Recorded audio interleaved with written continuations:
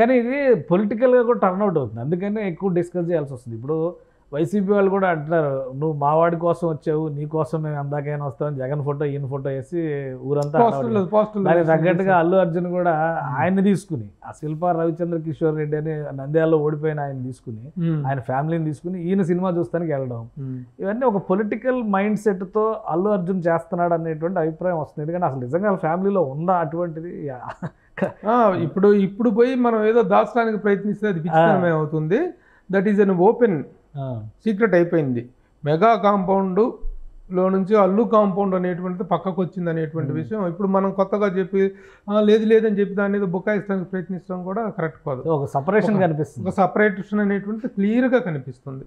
అది ఎప్పుడు ఎందుకు పడిందో, ఎలా పడిందో, అల్లు అర్జున్కి తొలి రోజుల్లో డాడీ అనే సినిమాలో చిరంజీవి గారే చేయించారు క్యారెక్టర్ చేయించి తనతో డిజైన్ చేయించి ఇస్తే ఆ రోజు నుంచి నాకు ఆల్మోస్ట్ గాడ్ ఫాదర్ చిరంజీవి గారు, ఆయన ఇన్స్పిరేషన్ చిరంజీవి గారు అని చెప్పటం దగ్గర స్టార్ట్ అయినటువంటి అల్లు అర్జున్ కెరీర్ ఆ తర్వాత కూడా ఎవ్రీ స్టేజీ చిరంజీవి గారి గురించి ఎవడో ఒక అభిమాని చిరంజీవి అన్నాడని చెప్పి చిరంజీవి ఏంట్రా చిరంజీవి గారు అని వార్నింగ్ ఇచ్చి అంత ఇదిగా తన అభిమానాన్ని చాటుకున్నటువంటి అల్లు అర్జున్ ఈ రోజున ఆల్మోస్ట్ రివర్స్ అవుతున్నాడు అనే విషయం సుస్పష్టం.